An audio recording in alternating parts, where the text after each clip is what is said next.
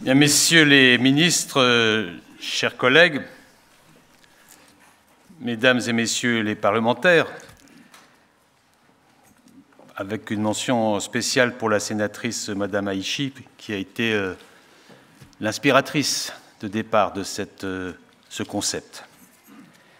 Mesdames et messieurs les parlementaires, messieurs les officiers généraux, mesdames et messieurs, notre rencontre est venue à son heure, à 6 semaines de la conférence Paris Climat 2015, alors que tous les regards sont tournés en direction de cette échéance cruciale pour notre planète.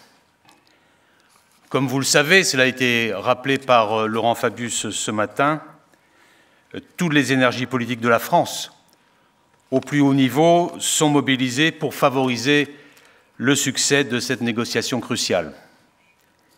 Il en va de même, je le sais, dans de très nombreux pays, et notamment dans ceux qui sont représentés ici, dont je salue les représentants. Certains pourraient trouver inhabituel d'associer la défense à la lutte contre le changement climatique. Ça peut surprendre. Et pourtant, quoi de plus normal si l'on considère que les changements climatiques en cours, les changements climatiques à venir, modifient l'environnement dans lequel évoluent les sociétés humaines et, de ce fait, la vie quotidienne des peuples en leur offrant des conditions favorables ou hostiles. Que ces conditions se détériorent et c'est la sécurité humaine, la sécurité alimentaire qui peuvent être directement affectées. Comment cela ne pourrait-il pas affecter les armées dont la mission est d'assurer la défense de la nation et de participer à sa sécurité? Comment ne pas considérer que les effets du changement climatique auront des conséquences sur nos armées en opération?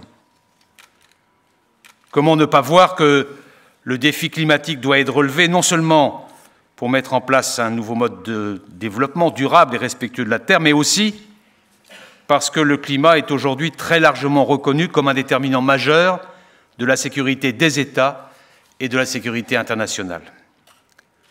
Aussi, il m'est apparu important d'organiser une rencontre internationale des ministres et hauts responsables de la défense afin d'échanger sur les enjeux de sécurité qui nous affectent chacun dans nos régions du monde, mais aussi dans un monde de plus en plus interdépendant. Aujourd'hui, l'insécurité de l'un affecte la sécurité de tous, qu'ils soient voisins ou plus éloignés. Et c'est particulièrement vrai dans le domaine qui nous rassemble aujourd'hui. Mais il s'agissait aussi d'une rencontre pour partager nos expériences sur la meilleure façon d'agir, de nous adapter à ces changements, à la fois en participant à cet effort collectif indispensable de réduction des émissions de gaz à effet de serre et l'empreinte énergétique de la défense, en quelque sorte, mais également en tenant compte du facteur environnemental dans les opérations militaires. On m'a rapporté les interventions des uns et des autres, de tous ceux qui ont bien voulu témoigner de leur expérience et de leur vision, et je voudrais les remercier très vivement d'avoir répondu à notre invitation. Je voudrais, en conclusion de cette journée, vous faire part de ma vision sur les incidences des changements climatiques sur la sécurité, comme sur les chemins que nous entendons suivre pour y faire face. Tout d'abord, il est clair que les conséquences des changements climatiques sur la sécurité humaine peuvent d'ores et déjà se constater à travers le monde. Il ne s'agit pas là d'un exercice d'anticipation. Leurs effets nous affectent tous. Ils impactent tout particulièrement les pays en développement, en amplifiant des vulnérabilités environnementales, économiques et sociales qui existent à des degrés divers au sein de chacun de nos pays. L'élévation du niveau des océans, en moyenne près de 20 cm depuis 1900, constitue une menace directe pour l'existence même de certains États insulaires. C'est une menace pour les espaces littoraux vulnérables de nombreux pays, alors que plus de la moitié de l'humanité vit à moins de 80 km des côtes. Plusieurs pays riverains de l'océan Indien et du Pacifique sont ainsi particulièrement menacés. Tout aussi inquiétants sont les effets du changement climatique sur les cultures. Ces effets sont très souvent négatifs, comme le souligne le dernier rapport du groupe d'experts intergouvernemental sur l'évolution du climat, le GIEC. La dégradation des terres sous l'effet des variations climatiques et des activités humaines concerne déjà le quart des terres à l'échelle mondiale, affectant ainsi directement la vie des populations agricoles et pastorales et plus largement la sécurité alimentaire de certaines régions. L'accès à l'eau, il en a été fait état en particulier ce matin, ressource rare dans de très nombreux pays, devient donc, sous l'effet des changements climatiques, de la croissance démographique, un enjeu vital. C'est même, dans certains cas, un enjeu de compétition pour en garantir l'accès. Les scientifiques ont également observé que de nombreuses espèces animales ont modifié leur répartition géographique ou leurs caractéristiques migratoires. La préservation des ressources halieutiques, qui constitue une part importante de l'alimentation humaine, est devenue un enjeu majeur de sécurité dès lors que la pêche illégale s'est développée à mesure que les ressources disponibles ne permettaient pas de répondre à la demande mondiale. Cette pression croissante sur les ressources, et Nicolas Hulot l'a rappelé ce matin, terre, eau, ressources halieutiques, n'est certes pas seulement liée au changement climatique, mais ceci y contribue beaucoup et aboutissent à la rendre insoutenable. Autre effet du changement climatique, on constate une augmentation du nombre et de l'intensité des événements climatiques extrêmes, vagues de chaleur, incendies de forêt, tempêtes, cyclones, inondations, qui affectent souvent très violemment les écosystèmes, les populations et les infrastructures économiques.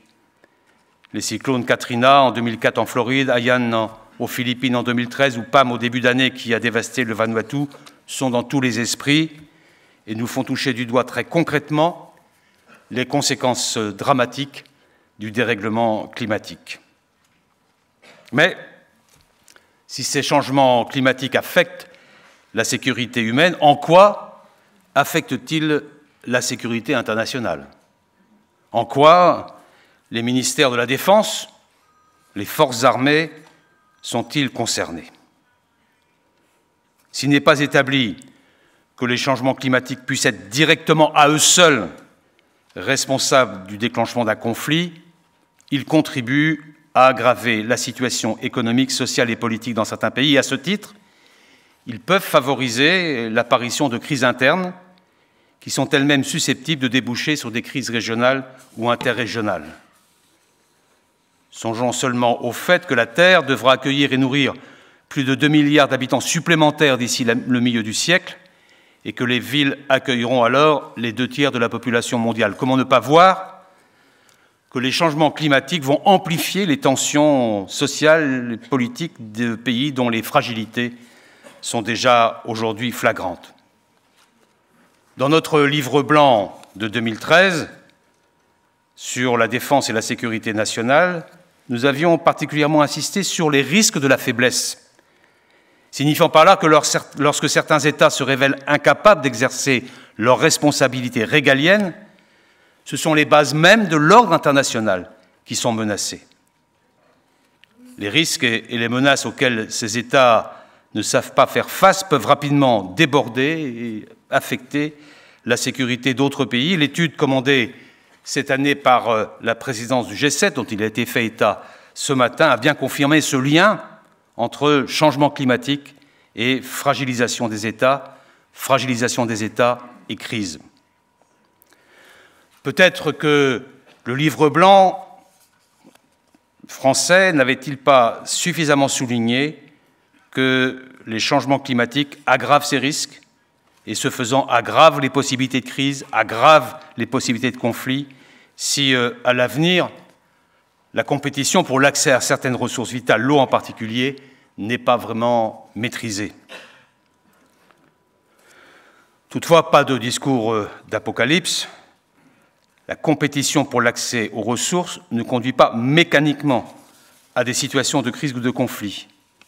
Ainsi, contrairement à certains commentaires publics qui croient voir une compétition stratégique dangereuse pour l'accès aux ressources de l'Arctique, j'y vois plutôt, pour ma part, l'opportunité pour les puissances riveraines à s'accorder sur la base du droit international, en particulier de la Convention des Nations Unies sur le droit de la mer. Il convient donc sur tous ces sujets de privilégier la diplomatie, la coopération et la résolution de litiges par le droit, comme l'ont fait les pays riverains du Nil, du Niger ou du Sénégal. C'est bien sûr la meilleure approche, alors qu'une pression accrue sur les ressources naturelles risque d'accroître les tensions, comme l'ont montré nos travaux de ce matin.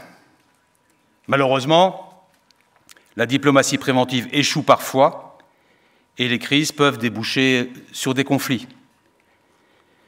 Il nous appartient donc de dresser une nouvelle cartographie des risques associés au changement climatique, afin de mieux anticiper les risques de tensions internationales.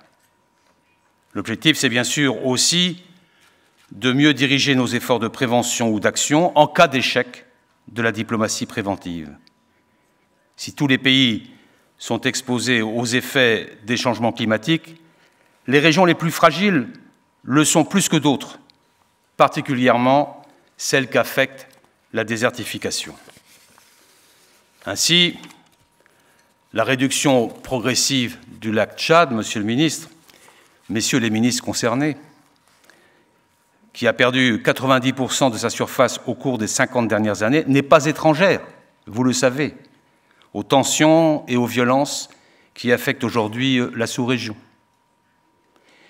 Et si la notion de déplacé climatique doit être maniée avec précaution, il n'en reste pas moins que la désertification, la pénurie d'eau dans de nombreuses régions exerce une pression croissante sur les populations qui sont ainsi conduites à se déplacer dans leur pays ou au-delà. Et ces déplacements de population sont dramatiques sur le plan humain et ils exercent parfois des tensions internes et internationales. Et car ces mouvements pourraient devenir de grande ampleur, l'Organisation internationale pour les migrations estimant qu'ils pourraient concerner, cela a déjà été dit, plusieurs centaines de millions de personnes, vous l'avez rappelé Nicolas Hulot ce matin, d'ici 2050. Mais le réchauffement climatique n'affecte pas seulement la sécurité des pays en développement.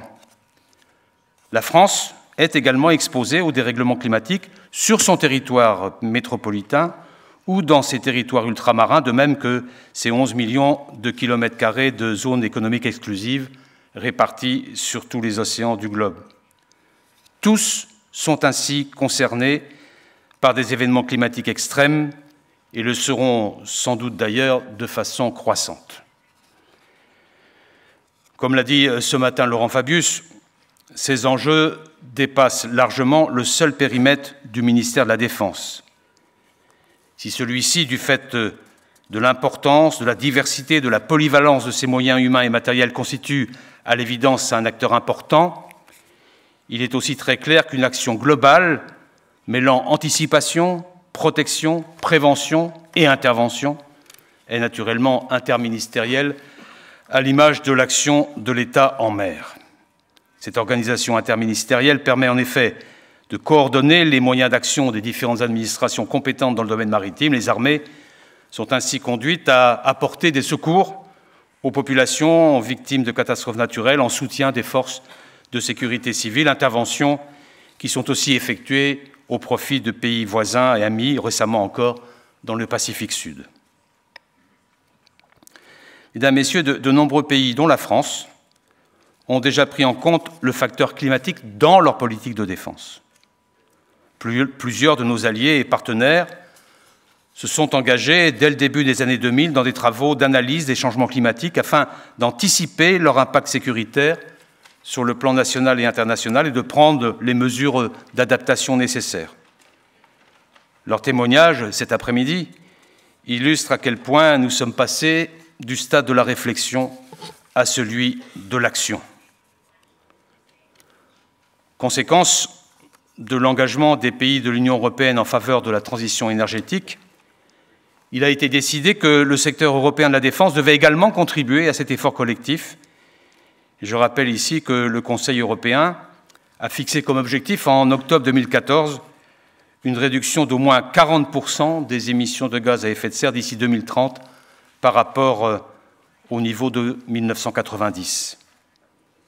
En effet, les forces armées européennes sont les plus grands consommateurs publics unitaires d'énergie au sein de l'Union européenne et le plus important propriétaire public de terrains et infrastructures, 1% de la superficie de l'Europe. Ils ont par ailleurs un domaine foncier très large. Il a donc été confié à l'Agence européenne de défense le soin de coordonner les efforts en matière de recherche et de technologie sur l'efficacité énergétique et les sources d'énergie renouvelables. Et je voudrais souligner ici le travail remarquable qui est effectué par l'Agence européenne de défense à cet égard. Dans le cadre de l'OTAN, c'est sous un angle différent que la question est abordée, celui de la protection de l'environnement et de la sécurité énergétique. Et je souhaite souligner que dans ce cadre, des projets d'équipement vert militaires ont été lancés et dans ce cadre-là, la France joue un rôle majeur. En effet, au niveau national, le ministère de la Défense s'est déjà fortement mobilisé au cours de ces dernières années. Cette mobilisation s'est traduite par l'élaboration en 2012 d'une stratégie de développement durable de la défense. Ce document couvre plusieurs volets essentiels de l'adaptation au changement climatique, la préservation de l'environnement, les économies d'énergie et les énergies renouvelables, la prise en compte de la question énergétique et du recyclage dès la conception des équipements militaires, comme c'est le cas, par exemple, avec la frégate multimission de dernière génération. Plusieurs réalisations illustrent la mise en œuvre effective de la stratégie que j'ai souhaitée. Je signale par exemple les efforts engagés pour rendre compatibles les activités opérationnelles des armées avec la nécessaire préservation de l'environnement et de la biodiversité. Ainsi, 80% de nos terrains militaires sont classés ou sans convention de gestion écologique. Des efforts ont été engagés, ils se poursuivront en matière de réduction de la consommation d'eau, de gestion des déchets, de véhicules propres et, plus récemment, de constitution d'une filière pour le démantèlement des matériels. Enfin, mon ministère s'est fixé pour objectif de réduire sa consommation énergétique de 20% d'ici 2020, alors même que sa consommation de pétrole a déjà été réduite de 17% au cours de ces dernières années. J'entends naturellement que nous poursuivions ces efforts, car la défense peut et doit contribuer effectivement aux politiques publiques de développement durable. Je pense néanmoins que nous devons encore aller plus loin. En effet, l'ampleur et la diversité des défis soulevés par les changements climatiques sur le plan sécuritaire, au niveau national et international, nécessitent une analyse globale de leur incidence sur les fonctions stratégiques définies par notre livre blanc, en particulier les fonctions connaissance-anticipation, les fonctions protection, prévention et intervention. Cette analyse approfondie pourra alors déboucher sur un plan d'action stratégique. Le séminaire, organisé demain par l'Institut de recherche stratégique de l'École militaire, en présence d'experts internationaux, dont certains sont parmi nous, devrait contribuer à alimenter cette réflexion et favoriser ainsi une meilleure prise en compte de la question climatique par notre politique de défense, et je veux par avance les en remercier. Et c'est bien là la raison de cette conférence. Je veux à nouveau en remercier les organisateurs, en particulier la Direction générale des relations internationales et de la stratégie du ministère de la Défense. De nombreux agents se sont investis dans cet exercice et notamment Nicolas Regaud qui en a supervisé la préparation. Cette journée aura contribué de façon essentielle à l'objectif de mobilisation internationale sur des enjeux et des défis globaux que nous relèverons ensemble et non chacun dans nos pays ou dans nos régions. Et à cette fin, je réunirai à l'issue de cette conférence l'ensemble des ministres et de leurs représentants qui ont répondu à mon invitation afin d'évoquer avec eux les pistes de progrès et de coopération envisageables. Notre objectif commun, c'est qu'une dynamique durable de dialogue et de coopération s'engage au niveau international entre les ministères de la Défense sur les questions climatiques et de sécurité. Et je suis très heureux qu'il y ait une suite à cette initiative, puisque le ministre Loudi nous a confirmé la volonté du Maroc, dans le cadre de la préparation de la COP22, d'organiser la deuxième phase de cette manifestation. Mesdames et messieurs, je retiens de nos travaux d'aujourd'hui que le changement climatique, c'est aussi l'affaire des ministres de la Défense et des armées du monde. Pas à la marge ou dans un avenir plus ou moins lointain, mais dès maintenant, comme un déterminant fort de notre sécurité à tous. Nous avons donc, tous et chacun d'entre nous, un intérêt direct et fort à ce que les négociations climat réussissent et produisent dans quelques semaines un accord universel et ambitieux. C'est le message que je vous propose de porter à nos chefs d'État et de gouvernement, à nos négociateurs, à nos opinions publiques, tant il est vrai que les sociétés civiles sont un acteur majeur du succès de cette négociation. Par cet appel et par les mesures concrètes que nous allons nous efforcer de promouvoir, notre conférence d'aujourd'hui apportera sa contribution au succès de la COP21 et à la construction d'un monde en paix pour le XXIe siècle. Je vous remercie et de votre présence, et de votre contribution, et de votre attention.